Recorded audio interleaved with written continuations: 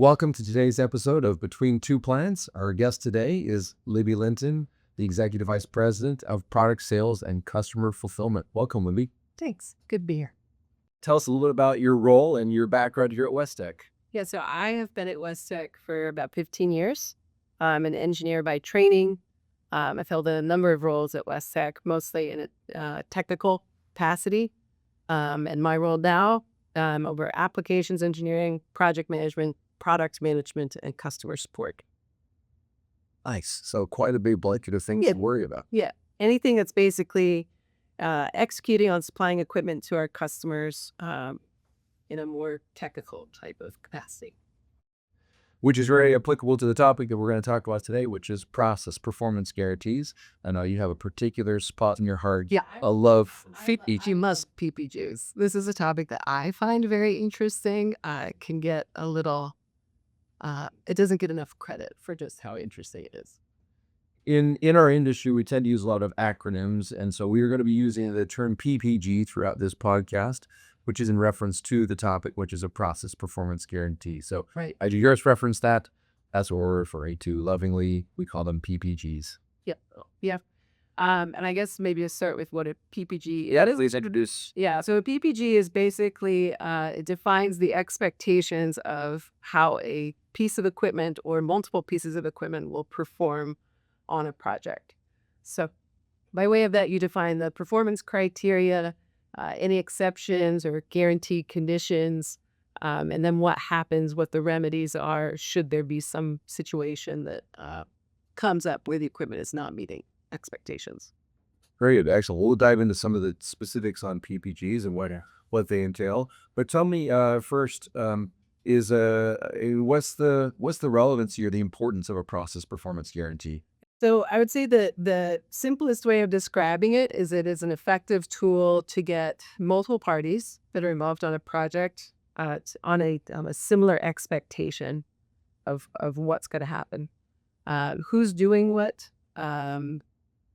just what the real capabilities are for the equipment for that application. It gives good context to talk about the things that we don't know. If it's an application that maybe no supplier has a lot of experience with, it can be an avenue by way of establishing those guaranteed conditions. You identify the risks along the way that all parties can benefit from identifying. How does it differ from a mechanical warranty? That's a great question. So a mechanical warranty, if we have a clarifier mechanism or something like that, moving parts, certainly a customer is interested in knowing the longevity of a piece of equipment that we're providing. A process performance guarantee is really more about how that equipment applied in a given water or wastewater context can be expected to perform. And by perform, usually we're talking about things like water quality, treated water quality, or maybe the amount of waste you can expect from a process, things like that. So if I were to summarize, a mechanical warranty is more whether or not the equipment functions as it should, whereas the process performance guarantee is more whether the process itself works and the water is treated the way it's supposed to. Right. Like we could have a clarifier mechanism that's turning effectively and lasts for a certain amount of time, but that doesn't necessarily hit on the quality of the overflow or the sludge concentration or things like that. Libbie, what types of things are we guaranteeing in a process performance guarantee? Yeah, so a company like WesTech, we just take us as an example. We have about 30 different product lines across industrial, municipal, water and wastewater markets. So it's pretty varied. Some of the most common types of things that you will see generally revolve around water quality expectations. So some degree of feed water quality is defined and then is processed by a piece of equipment. What are the expectations for the water quality that's coming out of that system? The other types of things we'll see are flow rates, overall volume that a system can process, hydraulic capacity. Then there's certainly a lot of equipment-specific things that are very common, like for membrane filtration. Generally, you're going to see turbidity or TSS or log removal, which is a surrogate for bacteria removal through the system, or recovery of the system, how much waste one can expect generally follow a similar pattern, but there's nuances depending on the product that you're looking at. Do you ever see operational conditions, things like chemical usage, electrical usage, things like that Yeah. might Yeah. wrapped into a guarantee? Yep, you will see those things, and that gets into some of the considerations when defining a performance guarantee and some of the challenges that can come up with many of those types of operational conditions. Uh, it can be difficult to separate out responsibility. And so while we'll see a requirement to guarantee a certain amount of chemical usage, we may work with our counterparts as a supplier, work with the owner or the engineer to help define that as more restricted on something that we can control, which might be, if we take a membrane system again as an example, what's the expected transmembrane pressure across that system at any point in time? And how often does one have to clean versus the total volume, which can then start to get into things like the overall plant design, how the piping is laid out by the engineer could influence the total volume needed for cleaning. But yes, we do see those types of things as well. And usually it's just a trick of how to draw clean lines between party responsibilities. Let's talk about maybe the difference between a stated desire for a process to work versus a formal documented process performance guarantee. Right. So depending on the piece of equipment, depending on what we're talking about, if I gave the example like I just did of log removal for membranes, that is really something that is pretty inherent to the technology that you're providing. And so when we see a customer say we want 4 log removal across this membrane module, we can look at that and say we provide NSF certified modules that have gone through challenge testing, and we can guarantee that log removal because it's inherent to the selected module that we're providing.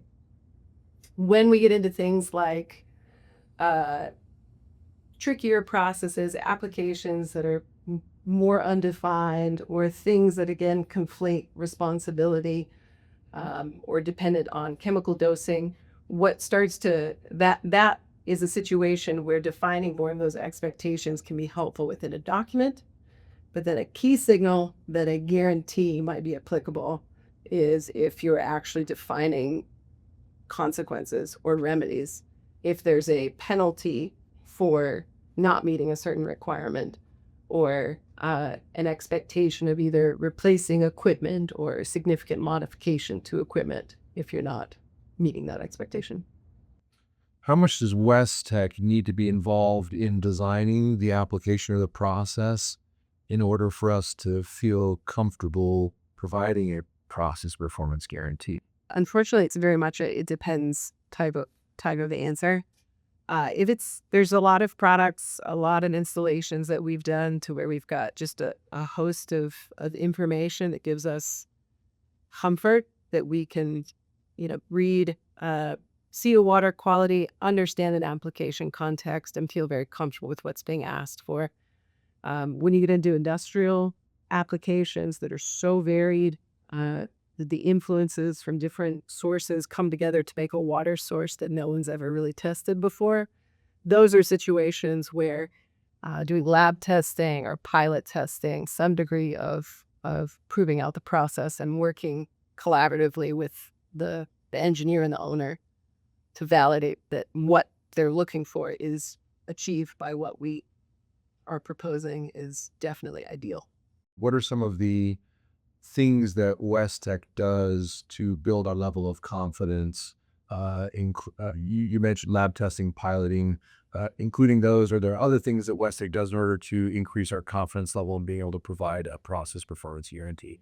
Yeah, I think one of the things that we really value at WesTech is just our process knowledge. So certainly understanding existing installations, being involved with those legacy customers on how things are going, and collecting data drives a lot of our decision making on reasonable risk with performance guarantees.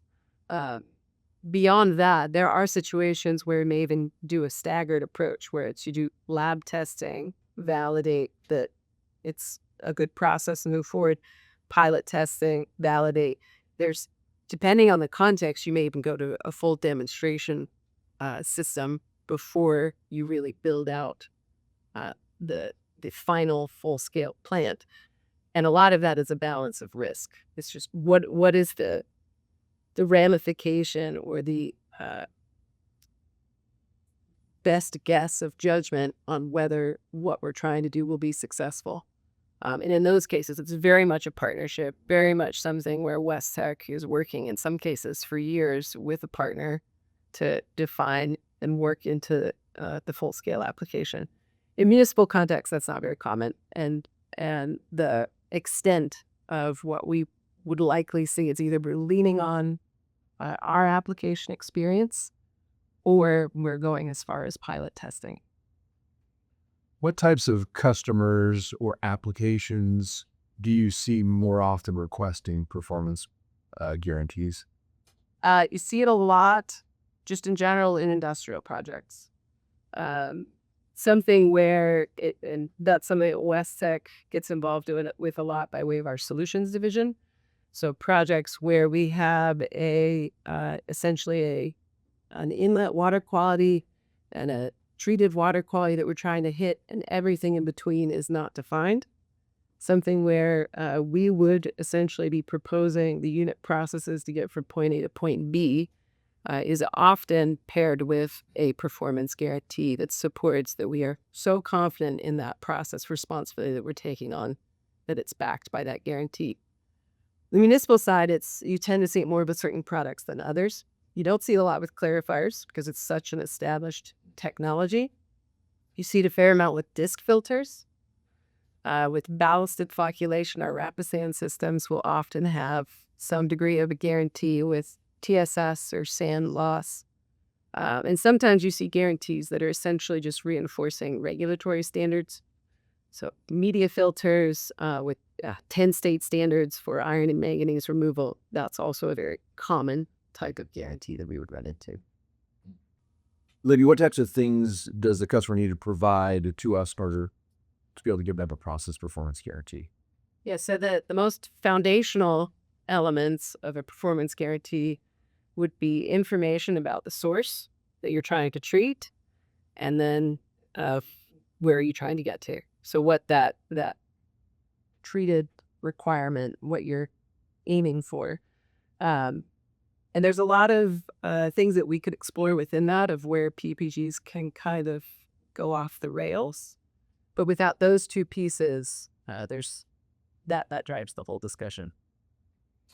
And then what element, earlier you mentioned that really a process performance guarantee is a way for both parties to establish expectations and clear boundaries and things of that nature. What types of things are we defining inside of a process performance guarantee? Yeah, so some of those things will be just even setting an expectation of who's doing what, who's going to perform the test that validates that the process was successful. How long is that test going to be? Does it need to be dependent on any particular lab technique in order to validate? So a lot of that gets into the protocol. Guaranteed conditions could include things like, if we are designing to a certain water quality standard, what do we do if one of those parameters comes in higher? Or what do we do if the key parameter while we're doing the performance tests is much, much lower than normal due to seasonal variability? So it's a lot of anticipating the scenarios that could come up and bringing those to the surface before you're 2 years down the road. And it takes any party by surprise. One of those things that just even the idea of a performance test is an interesting one, because essentially the way our guarantees work is that we will validate the performance post-startup once the system is up and running and stable. And that will be based on some duration of time, usually about a week, that will validate that we're meeting expectations. And then at that point, it's ultimately the operator will continue meeting that performance standard from then on. And that's one of those things that can get lost as a site is planning, is that it really comes down to, we know we need to train the operators well so that they can meet that standard. We're handing over the keys to the system, and you want it to continue to run well. But really, that's where having a partner that you have trust in when the operator needs either recurring training or some kind of technical support later on in the project can become really important. So regardless of how these guarantees are set up, there is some degree of you are setting up, when you buy a piece of equipment from any supplier, a partnership for life, and having a collaborative trust in that other partner and party is really important. I like that use of the term partnership. It seems like when developing a process performance guarantee, it's really critical that both parties come to the table, establish those parameters and those expectations, and really collaborate to say, hey, can we get this to work, and who's going to be responsible for what to make that happen. Obviously, we expect those partnerships to always turn into positive success, and we've done enough legwork together to ensure that the performance will work. I imagine the PPG also establishes on the back end what happens if maybe we don't meet those performance guidelines. Yeah, and I think the reality is a lot of it is just trying to raise the issue before it ever becomes an issue. But when you get to those points, if you have a partner where there's some degree of trust and a history of collaboration, the goal is to never really have to go back to the contractual document and argue over those specifics, that both parties or all parties are approaching it from a how do we find the solution. So one of the areas where PPGs can go awry is if there starts to in any way enter in these thoughts of, is one party trying to cut a corner and take advantage of the other. And so you just really, no matter how well you write them, no matter how well you work through those details, it is reliant on having a good working relationship between parties in order for it to be successful. What are some of the biggest challenges that we run into in ensuring a successful PPG? So I think some of the most common would be a misunderstanding of the water quality. So that could be something where it's maybe the customer has outdated data from a decade ago, and water sources are constantly changing and migrating as the influence went on it, or concentrations change. So data could be incorrect. It could be that the engineer, well-intentioned, trying to incorporate some degree of conservatism, has cherry-picked the most conservative values on every parameter, and by way of doing that, they Frankenstein a water source that's really not realistic for us to treat. And so that's one of those things, we're balancing conservatism against the design of the system, where if you're held to a strict guarantee or feel that you'll be held to a strict guarantee, and this is the basis, these are the water quality parameters that we have to hit, you can end up designing too much into the system that's not practically necessary. You could have too many unit processes, too much redundancy, and that can elevate the cost, elevate the long-term maintenance of a system that just wasn't really required. So I'd say that first piece of just having a reasonable expectation and communication on water quality is the first point where things can go off the tracks. I imagine we all in those of us who work in the industry understand that water quality is a tricky thing because it is so variable, not only from site to site, but also from sometimes moment to moment. Right. Maybe just talk about how that adds some complexity to the relationship and how we want to treat that. And when we come into scenarios where we move outside of what those initial parameters were.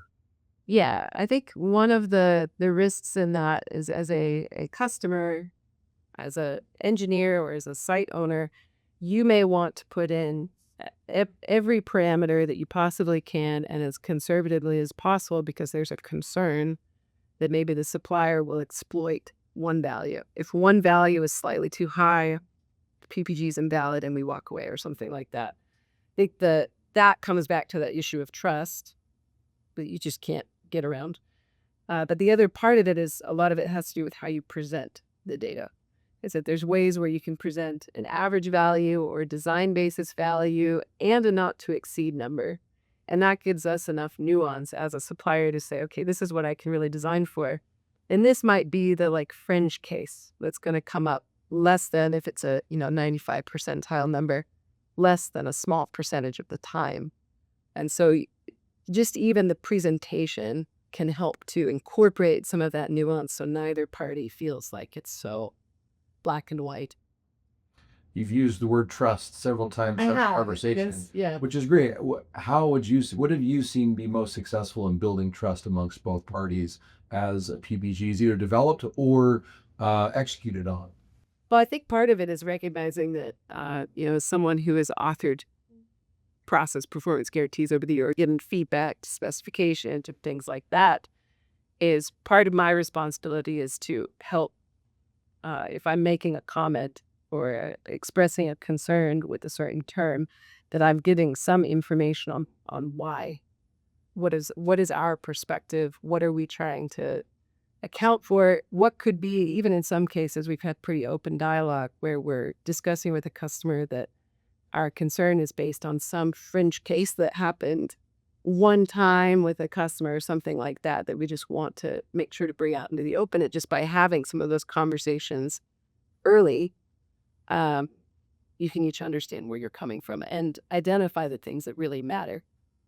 And really, for the most part, PPGs don't have this intensive discussion because it could be inherent to the equipment, could be something that's well understood, or you've worked with that other partner before. Really, what we're talking about are the situations where you are building that relationship and you're, you know, going back and forth in specification development and asking questions of one another. So for the most part, it's just something that should happen naturally and is part of the culture of any company that you're working with, whether you can get a sense of what they're really trying to do. And not all suppliers approach them the same way. Some are a bit more strict on things. So it's just something where you just use your best judgment and try to prioritize what really feels comfortable as a customer. Sounds like it might be distilled down into a combination of open communication, collaboration throughout the entire process, but especially early on, a sense of credibility that we've established through our process expertise internally, as well as our familiarity with the applications and the products. And then finally, often maybe some sense of whether we've done lab testing, piloting, or some sort of step where we've shown them, hey, look, this is possible. I can show you that it's possible through whether that's historical data or through specific on this project testing or other things to verify that. Libby, you mentioned, sometimes there are processes where there's multiple unit processes, and sometimes WesTech might be the provider for that entire system and that unit process, and we can provide a guarantee for that. But sometimes we're only asked to provide a certain step in that process. How do you balance that out when dealing with process performance guarantees? Yeah, so we certainly see both scenarios fairly often. I think one of the things to be considerate of in either way that we try to just comment on and bring to the surface is just that sometimes you're at the risk if you have a pretreatment system from one supplier, a filtration system from another supplier, you run the risk of over optimizing to your own set of conditions. So an example would be you have a solids contact followed by an ultrafiltration system. You may optimize the performance of the solids contact by dosing a fair amount of polymer to that system. Polymer can create risk in the performance and fouling of the ultrafiltration system downstream. So it's just one of those things that has to be balanced is if I'm providing this system, the pretreatment system, what's going to keep me within some degree or boundary so that I don't do something that helps me meet my performance criteria but inadvertently affects the system downstream. It's just one of those considerations of how you're sourcing it and how you're defining those responsibilities. There's some advantage, certainly, if it's possible to consolidate that responsibility with one supplier and have an overall guarantee for either that combination of processes or the whole system. What is the overall value to a customer in having a PPG in place? It really just helps them to plan. It helps them to know that, you've invested a lot of money in the system. You might have a community that's going to depend on it. can we really count on it meeting a regulatory requirement or some environmental constraint, or even just some, we want this water to be aesthetically pleasing and enjoyed by the community. So it just helps to ensure that the supplier and all parties will stay engaged to reach that end objective. Um, so really, I think it's a tool that can be used to just enhance engagement and collaboration. Any supplier of equipment could sign a document stating that they will meet a certain process. Right. What's the value in working with WesTech? So I think that comes back to your comment earlier about credibility. I think it's in our company culture and in our ethos to stick with a project. We've had projects that most of our projects go very, very smoothly. We have projects where it takes some grit and resolution from all parties. And WesTech is the type of company, and our management supports this of sticking with a project until we feel like it's where it needs to be. We had never walked away from a difficult performance situation in my time at WesTech, and I don't think we have any intention of doing that. So I think that type of legacy and company history is really what a customer is getting by choosing to work with WesTech.